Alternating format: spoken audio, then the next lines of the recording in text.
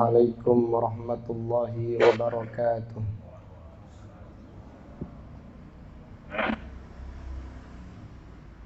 Innal hamdalillah nahmaduhu wa nasta'inuhu wa nastaghfiruh wa na'udzu billahi min syururi anfusina wa min sayyiati a'malina. May yahdihillahu fala mudilla lahu wa may yudlil fala hadiya lahu. Wa ashhadu an la ilaha illallah wahdahu la syarika lah. Wa ashhadu anna Muhammadan abduhu wa rasuluh. Amma ba'du fa inna asdaqal hadithi kitabullah wa khairal hadi hadi Muhammadin sallallahu alaihi wasallam wa syarral umuri muhdatsatuha wa kullu muhdatsatin bid'ah wa kullu bid'atin dhalalah wa kullu dhalalatin finnar. Allahumma faqihna fid din. Allahumma inna nas'aluka 'ilman nafi'an wa rizqan thayyiban wa amalan mutaqabbalah. Allahumma inna na'udzubika min 'ilmin la yanfa'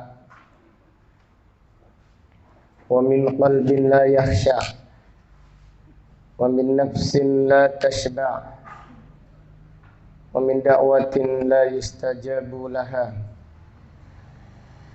Alhamdulillah, pada malam yang berbahagia ini, yaitu malam Sabtu tanggal 4 bulan Rabiul Akhir tahun 1444 Hijriah. Dengan izin Allah Ta'ala, kita melanjutkan kembali kajian kitab Al-Wajiz fi Fiqhi Sunnah wal Kitabil Aziz yang ditulis Fadilatul Syekh Abdul Azim Ibnu Badawi Al-Khalafi hafizahullahu ta'ala. Masih pembahasan tentang hadis yang panjang, yaitu pertanyaan malaikat Munkar dan Nakir kepada mayit yang baru saja dikuburkan. Dan hadis pada bab ini adalah hadis yang paling panjang, yaitu tentang adanya fitnah al-kubur. Demikian pula tentang adanya nikmat kubur dan juga tentang azab al-kubur. Setelah orang-orang yang beriman menjawab pertanyaan malaikat Munkar dan Nakir, maka kedua malaikat tersebut bertanya, "Wa ma ilmuka?" Dari mana engkau mengetahui? Dari mana kamu memiliki ilmu ini? Fayaqulu, lalu mayit menjawab, qara'tu kitab Allah. Aku membaca kitab Allah. Artinya aku belajar, aku menuntut ilmu. Aku mempelajari Al-Quran. Aku mempelajari hadis-hadis Rasulullah sallallahu alaihi wasallam. Fa'amantu bihi wa saddaqtu. Maka aku mengimani dan aku membenarkan, yaitu Nabi Muhammad sallallahu alaihi wasallam. Ini menunjukkan faedah pentingnya menuntut ilmu. Ini menunjukkan kaidah bahwasannya menuntut ilmu supaya kita bisa menjawab ujian. Sebagaimana belajar di dunia ada ujiannya, supaya naik kelas, supaya naik tingkatan yang satu ke tingkatan yang lain. Demikian pula di dalam belajar agama, supaya kita yaitu berhasil di ujian nanti, yaitu ujian di hadapan malaikat Munkar dan Nakir. Maka sungguh orang yang beruntung, sungguh berbahagia orang-orang yang menuntut ilmu. Sungguh bahagia orang yang yaitu selama di dunia menuntut ilmu. Karena tidak sama orang yang yaitu menghadiri ujian tanpa belajar. Jadi hukum dunia menyatakan tidak sama orang yang belajar dan orang yang tidak belajar. Demikian pula hukum Allah Subhanahu wa ta'ala. Tidak sama orang yang agamanya dengan belajar dan orang yang agamanya hanya sekedar ikut-ikutan. Dalam riwayat yang lain, mayat tersebut menjawab, huwa Rasulullah, huwa Muhammadun sallallahu alaihi wasallam. Dia adalah Rasulullah, dia adalah Muhammad sallallahu alaihi wasallam. Ja'ana bil bayyinat, telah datang kepada kami dengan keterangan. Ja'ana bil bayyinat, dia telah datang kepada kami membawa keterangan, itu membawa Al-Quran dan membawa sunnah. Ini menunjukkan bahwasannya orang tersebut mempelajari Al-Quran dan mempelajari hadis-hadis Rasulullah sallallahu alaihi wasallam. Fa'amanna bihi wa saddaqna wattaba'na, maka kami mengimaninya, kami membenarkannya dan kami mengikutinya. Fayunadi munadin fis sama, lalu Allah memanggil dari atas langit, an sadaqa abdi, hambaku telah jujur. Fa afrisuhu minal jannah wa albisuhu minal jannah, bentangkanlah, hamparkanlah, yaitu kasur dari surga, hamparkanlah di kuburnya, permadani dari surga. Wa albisuhu minal jannah, dan pakaikanlah, yaitu pakaian dari surga. Di Allahu Akbar, ini menunjukkan agungnya nikmat al-kubur. Waftahu lahu buaban ilal jannah, dan bukalah pintu untuknya, yaitu pintu menuju surga. Qala fayatihi min rauhiha wa tibiha wa yuftahu lahu fi qabrihi madab basari. Lalu setiap saat datang kepada mayit tersebut harumnya surga, indahnya surga dan kenikmatan surga, dan kuburannya diluaskan sejarak pandangan mata.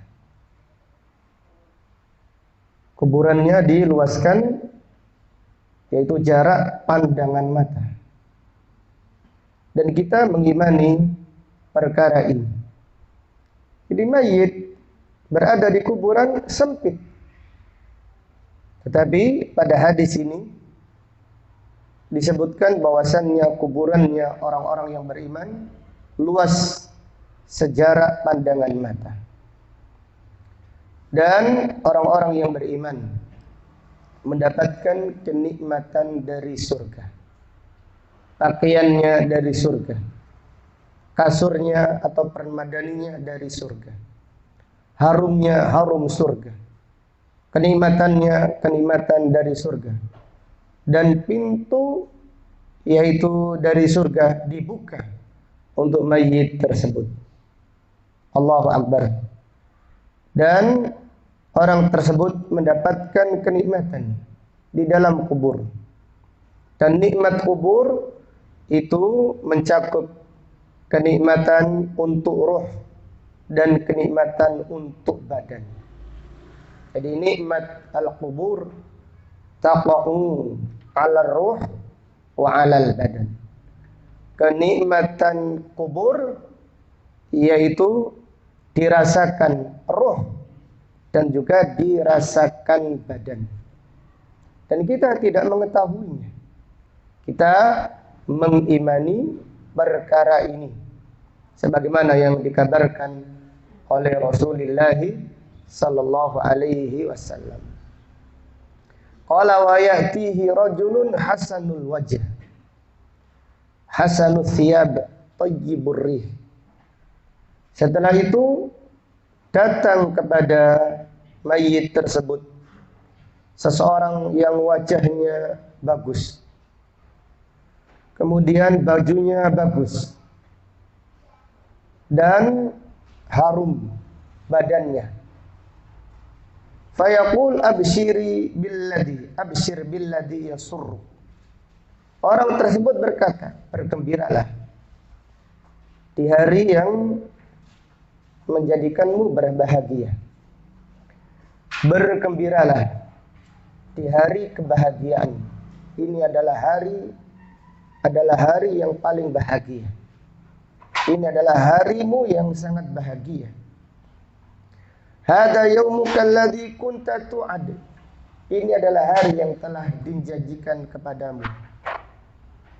Fayaqulu lahu man anta. Maka mayit bertanya kepada orang tadi, siapakah engkau? Fawajhukal wajhu yaji'u bil khair. Wajahmu adalah wajah yang datang dengan kebaikan. Fayaqulu ana amaluka salih. Orang tersebut berkata, aku adalah amal soleh. Aku adalah amal soleh. Jadi Rasulullah sallallahu alaihi wasallam bersabda, yatba'ul mayyita salasatun, ahluhu wa maluhu wa amaluhu, fayarji'u ithnan wa yabqa wahid. Jadi yang mengantarkan mayit itu ada 3. Keluarganya, hartanya, dan amalnya. Fayarji'u isnan, yang kedua pulang. 2 yang pertama pulang. Wa yabqa wahid, dan tersisa wahid. Yarji'u ahluhu wa maluhu, keluarganya pulang, hartanya juga pulang. Kalau dia memiliki budak hamba sahaya pulang. Kalau dia memiliki karyawan, karyawannya pulang. Wa yabqa amaluh, dan amalnya yang tersisa. Dan amalnya yang menyertai mayit di kuburannya. Allahu Akbar. Maka kita ini di darul amal. Kita ini berada di tempat amal. Perbanyaklah amal. Nanti akan datang suatu hari kita ini menyesali waktu-waktu yang kosong. Sekiranya kita mengisinya dengan amal saleh. Karena amal yang kita kerjakan akan menemani di kuburan kita. Adapun keluarga kita semuanya pulang. Semuanya pulang. Maka amal tersebut berkata, ana amaluka saleh. Aku adalah amal soleh yang engkau kerjakan di dunia. Fayaqulu rabbi aqimis sa'ah. Lalu mayit tersebut berkata, ya Allah, segerakan hari kiamat. harta arji'a ila ahli wa mali. Ya Allah, segerakan hari kiamat supaya aku bisa berkumpul lagi dengan keluargaku dan juga dengan hartaku, yaitu dengan orang-orang yang aku cintai. Ya Allah, segera bangkitkan hari kiamat supaya aku yaitu berkumpul lagi dengan keluargaku. Ini menunjukkan faedah bahwasanya orang yang meninggal dunia dalam keadaan husnul khatimah dikabarkan yaitu keluarga-keluarga yang akan menyusulnya. Jangan sedih, keluargamu nanti akan menyusul. Fulan bin fulan nanti akan yaitu berkumpul kembali denganmu di surga. Maka dia berdoa, ya Allah, segerakan hari kiamat supaya aku berkumpul dengan keluargaku di surga. Nah, di sini tidak menjelaskan bahwasanya mayit itu sedih. Tidak. Karena orang yang beriman tidak sedih ketika meninggal dunia. Orang yang beriman tidak sedih ketika meninggal dunia. Allah Ta'ala berfirman, "Fala khaufun 'alaihim wala hum yahzanun." Mereka tidak khawatir dan juga tidak sedih. Jadi mereka tidak sedih. Bagaimana mereka sedih? Karena mereka merasakan nikmat kubur itu lebih nikmat daripada nikmat dunia. Karena mereka merasakan nikmat kubur itu lebih nikmat daripada kenikmatan dunia. Tetapi yang dimaksud pada hadis ini, mereka ingin berkumpul dengan keluarganya di surga. Dan kenikmatan surga itu lebih nikmat daripada nikmat kubur. Jadi yang dimaksud pada hadis ini, Rabbi aqimis sa'ah hatta arji'a ila ahli wa mali. Ya Allah, bangkitkan hari kiamat. Jadi mayit tidak sedih. Ya Allah, aku pulang saja ke dunia. Tidak. Malah mayit berkata, ya Allah, bangkitkan hari kiamat supaya aku berkumpul dengan keluargaku dan dengan orang-orang yang aku cintai di surgamu. Ini menunjukkan faedah bahwasannya nikmat surga lebih agung daripada nikmat kubur. Dan ini menunjukkan bahwasanya mayit yang meninggal dunia husnul khatimah dikabarkan, yaitu keluarga-keluarganya yang akan berkumpul kembali di surga. Karena Allah Subhanahu wa taala yaitu berfirman, wa yastabshiruna billadina lam yalhaqu bihim min khalfihim alla khaufun 'alaihim wa lahum yahzanun. Dan mereka diberi kabar gembira dengan keluarga-keluarganya yang belum meninggal dunia akan berkumpul lagi di surga. Maka mayit tidak sedih karena mayit beriman. Di dunia saja beriman, apalagi di alam barzah. Di dunia saja beriman, mengimani yaitu berita dari Allah, apalagi di alam barzah. Para malaikat mengabarkan jangan bersedih. Allah mengabarkan jangan bersedih. Alla khaufun 'alaihim wa lahum yahzanun. Kamu akan berkumpul lagi dengan keluargamu nanti, yaitu dengan perkumpulan yang tidak ada lagi perselisihan, dengan perkumpulan yang tidak ada lagi perpisahan. Maka baru mayit berdoa, Rabbi aqimis sa'ah. Ya Allah, bangkitkanlah hari kiamat sehingga aku berkumpul kembali dengan keluargaku dan dengan orang-orang yang aku cintai. Qala, kemudian Nabi SAW bersabda tentang orang-orang yang meninggal dunia su'ul khatimah wal a'yadu billah. Jadi apabila kita membaca hadis-hadis atau ayat-ayat tentang kebaikan seorang hamba, tentang orang yang meninggal dunia husnul khatimah. Maka yang pertama, hendaklah kita berharap kepada Allah. Hendaklah kita berharap kepada Allah agar kita termasuk yang disebutkan pada hadis tersebut. Jadi apabila disebutkan di dalam Al-Quran atau disebutkan di dalam hadis tentang orang-orang yang mulia, tentang penghuni surga, tentang orang-orang yang meninggal dunia husnul khatimah, seperti hadis ini, maka salah satu sunnah Rasulullah sallallahu alaihi wasallam yaitu beliau berdoa, Allahumma inni as'aluka min fadlik. Ya Allah, aku meminta karuniamu. Itu, ya Allah, aku meminta karuniamu, semoga termasuk orang yang disebutkan pada hadis ini. Jadi hendaklah kita berharap. Kemudian yang kedua, hendaklah kita mencontoh. Kenapa mayit ini meninggal dunia husnul khatimah? Itu karena keteguhannya di atas akidah, karena amal solehnya, dan karena dia menuntut ilmu. Dan menuntut ilmu ikhlas karena Allah. Berjuang, menuntut ilmu itu berjuang, bukan menunggu waktu luang. Maka orang yang menuntut ilmu menunggu waktu luang masih belum merasakan nikmatnya ilmu. Tapi harus diperjuangkan supaya kita merasakan lezatnya ilmu, dan supaya kita dimudahkan merasakan lezatnya amal, sehingga kita akan dianugerahkan oleh Allah istiqamah di atas jalan yang lurus, diberikan oleh Allah manisnya iman. Jadi karena di dalam hadis ini disebutkan mayit tadi itu menuntut ilmu dan beramal soleh, kemudian istiqamah di atas akidah yang lurus. Jadi apabila disebutkan di dalam Al-Quran orang-orang yang mulia, hendaklah kita mencontoh. Kenapa mereka mendapatkan kemuliaan?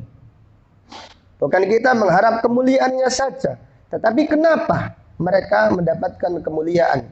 Maka hendaklah kita mencontohnya, supaya kita dimuliakan oleh Allah sebagaimana Allah memuliakan mereka. Kemudian yang berikutnya hendaklah kita merasa takut.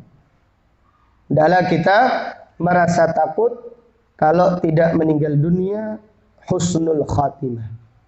Karena jangan merasa aman. Jangan merasa aman, kita yakin pasti husnul khatimah. Jangan seperti itu. Berharap harus. Kemudian mencontoh perbuatan orang-orang yang meninggal dunia husnul khatimah. Kemudian kita takut. Kenapa mereka meninggal dunia husnul khatimah? Karena mereka takut su'ul khatimah. Kenapa mereka meninggal dunia husnul khatimah? Jawabannya karena mereka takut. Dan orang yang takut itu akan hati-hati. Lain halnya orang yang tidak takut, mereka akan yaitu melakukan perbuatan yang yaitu tidak selayaknya. Lain orang yang takut. Ini para salaf, para nabi. Mereka takut dari yaitu su'ul khatimah. Lalu kita tidak takut. Para nabi dan para rasul takut dari su'ul khatimah. Maka mereka minta kepada Allah meninggal dunia dalam keadaan yang baik. Wa tawaffana ma'al muslimin wa tawaffani muslima wa alhiqni bis salihin. Tawaffani musliman wa alhiqni bis salihin. Nabi Yusuf alaihissalam berdoa, ya Allah, wafatkanlah aku dalam keadaan Islam, dalam keadaan berserah diri, dan yaitu gabungkanlah aku bersama orang-orang yang saleh. Nabi Shallallahu Alaihi Wasallam berdoa khawatir dari su'ul khatimah, padahal beliau seorang nabi. Padahal Nabi Sallallahu Alaihi Wasallam sudah dijamin surga. Nabi Sallallahu Alaihi Wasallam berdoa, Allahumma inni a'udzubika an yatakhabbatani asyaitanu indal maut. Ya Allah, aku berlindung kepadamu dari digelincirkan syaitan di hari kematian. Allahu Akbar. Padahal beliau adalah seorang nabi.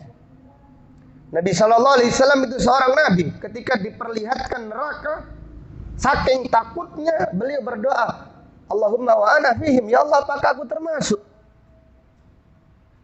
Ya Allah, apakah aku termasuk? Hadis riwayat Imam Bukhari.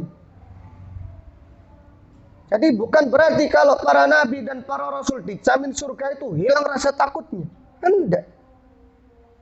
Maka para ulama mengatakan, man kana billahi a'rafu kana minhu akhwafu.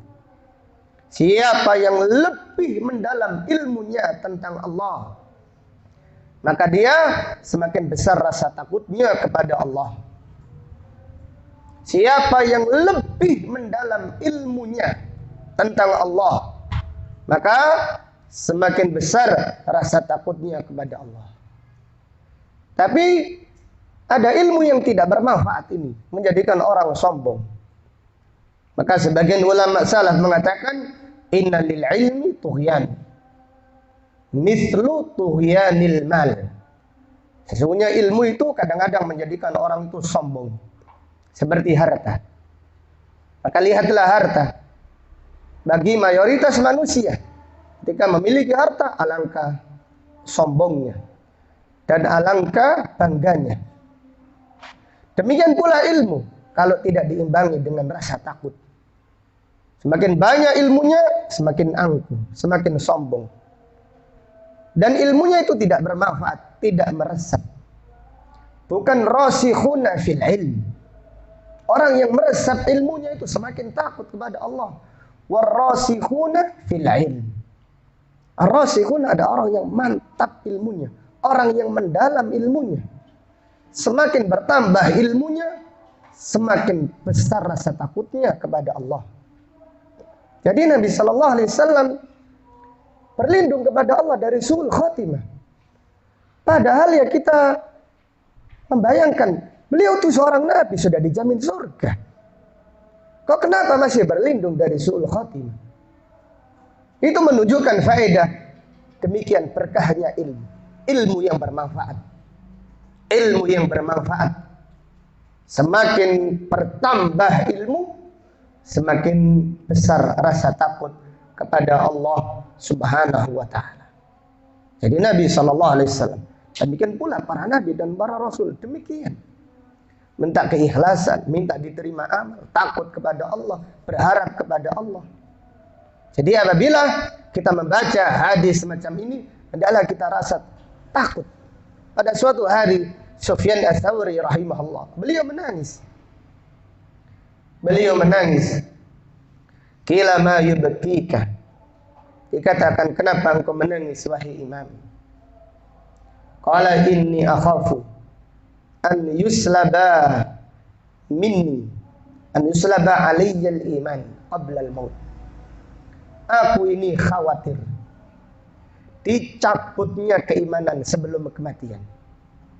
Aku khawatir dicabutnya keimanan sebelum kematian. Ini kekhawatiran mereka. Kekhawatiran para sahabat, kekhawatiran para nabi dan para rasul. Takut para nabi itu.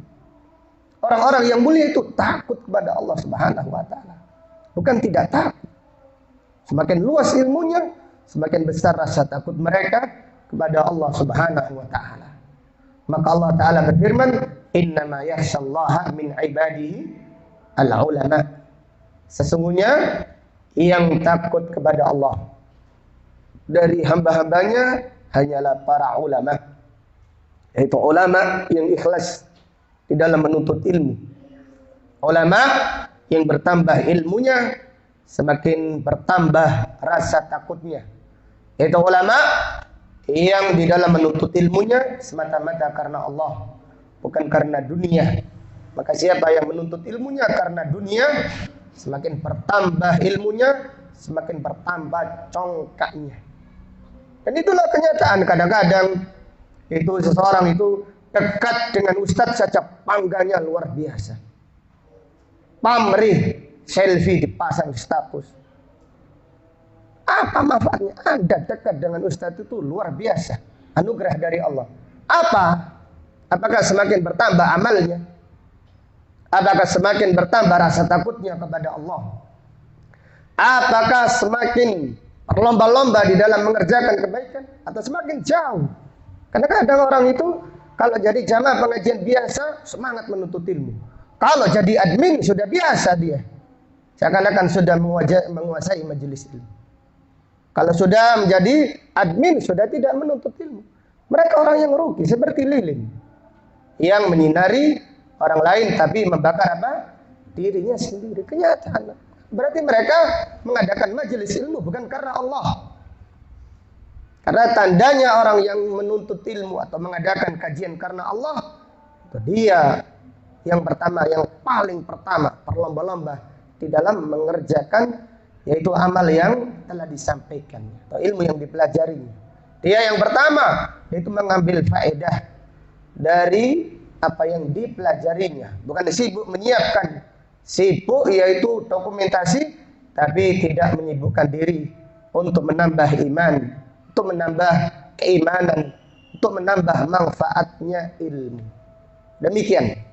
Jadi hendaklah kita takut kepada Allah. Hendaklah kita takut kepada Allah dengan apa? Dengan memohon perlindungan kepada Allah. Minta husnul khotimah, berlindung dari su'ul khotimah. Kemudian kita yaitu berusaha semaksimal mungkin untuk mencontoh amal-amal orang-orang yang yaitu dimuliakan oleh Allah Subhanahu wa taala. Kemudian kita lanjutkan hadis. Qala wa innal 'abdal kafira idza kana fi inqita'in minad dunya wa iqbalin minal akhirah. Dan sesungguhnya apabila seorang hamba kafir, jadi kalimat abdun, hamba Allah, itu ada dua. Hamba fi uluhiyatihi dan hamba fi rububiyatihi. Jadi orang-orang kafir adalah hamba Allah di dalam rububiyahnya. Adapun orang-orang yang beriman adalah hamba Allah di dalam apa? Uluhiyahnya. Dan orang kafir itu hamba Allah, iya. Karena orang kafir itu diatur Allah. Tidak keluar dari takdir Allah. Adapun orang-orang yang beriman adalah abdun fi uluhiyatihi, hamba Allah. Yaitu di dalam uluhiyahnya. Karena orang-orang yang beriman yaitu beribadah kepada Allah, mentaati Allah dan istiqamah di atas jalan Allah. Adapun orang kafir adalah hamba Allah di dalam rububiyahnya. Artinya Allah yang menciptakannya, Allah yang mengaturnya, Allah yang menghidupkannya, dan pada akhirnya Allah yang mematikannya. Maka dalam hadis ini disebutkan wa innal abdal kafir. Sesungguhnya seorang hamba yang kafir. Idza kana fi inqita'in minad dunya, apabila terputus dunianya, wa iqbalin minal akhirah, dan menyambut akhiratnya. Artinya dalam keadaan sakaratul maut. Nazala ilaihi minas sama' malaikatun sudul wujuh ma'ahumul musuh. Maka turun kepadanya malaikat-malaikat dengan jumlah yang banyak, yang wajahnya hitam, membawa kain yang tebal lagi keras, membawa kain yang sangat tebal lagi keras, al-khashin, keras, tebal. Ini namanya musuh. Dan malaikat tersebut adalah malaikatul adab, malaikat adab. Fayajlisuna minhu maddal basar. Kemudian malaikat-malaikat adab duduk, yaitu di samping mayit, maddal basar, jumlahnya banyak, yaitu jarak pandangan mata. Thumma yaji'u malakul maut hatta yajlisa 'inda rasihi. Kemudian datanglah malaikat maut malaikat pencabut nyawa. Disebutkan sifatnya di dalam Al-Quran, di dalam hadis. Itu malaikat al-maut, malakul maut. Adapun namanya siapa? Wallahu a'lam. Adapun namanya siapa? Wallahu a'lam. Disebutkan namanya Israel.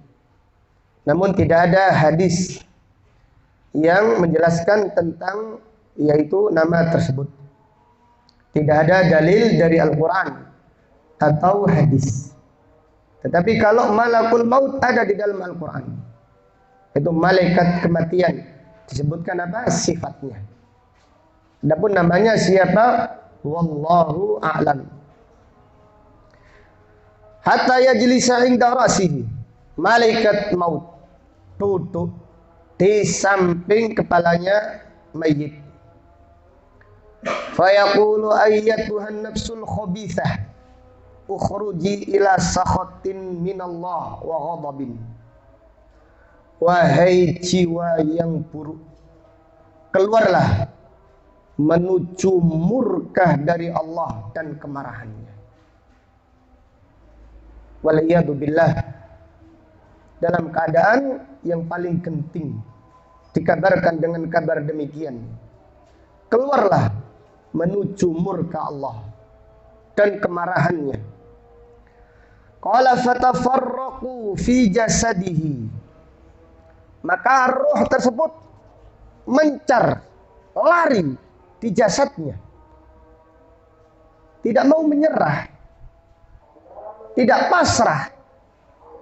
Lain halnya tadi orang yang meninggal dunia husnul khatimah, dikabarkan dengan surga Allah, ridha Allah. Maka keluar seperti yaitu tetesan air, begitu lembut, begitu mudah. Tapi orang-orang kafir, ahlul bidah, orang-orang munafik, orang-orang yang zalim, ruhnya itu lari di badannya. Fatafarraqu fi jasadihi fayantazi'uha kama yuntaza'us safudu minas sufil mablul. Maka malaikat maut mencabutnya dengan keras, seperti dicabutnya besi yang berduri. Bayangkan, besi yang berduri, bukan besi yang lurus, enggak, besi yang berduri. Kemudian diletakkan di suf, kain kapas, kain yang terbuat dari kapas, cabut dengan keras sehingga memutus urat-uratnya. Ada orang yang meninggal dunia su'ul khatimah itu urat-uratnya terputus. Urat-uratnya terputus. Saking kerasnya dicabut nyawanya. Karena ruhnya lari, tidak mau keluar. Tapi kemana di? Ainal mafar, kemana lari? Tidak ada lagi tempat untuk lari. Maka malaikat tersebut mencabutnya dengan keras. Itulah makna firman Allah, wan nazi'ati gharqa. Demi malaikat yang mencabut nyawa orang-orang kafir dan ahlul bidah dengan sangat keras. Itu urat-uratnya terputus karena dicabut dengan keras. Wal iyadu billah. Kita berlindung kepada Allah dari meninggal dunia su'ul khatimah. Amin ya rabbal alamin. Sampai di sini pengajian kita. Insyaallah akan kita lanjutkan setelah salat Isya. Barakallahu fikum. Subhanakallahumma bihamdika asyhadu an la ilaha illa anta astaghfiruka wa atubu ilaik. Assalamualaikum warahmatullahi wabarakatuh.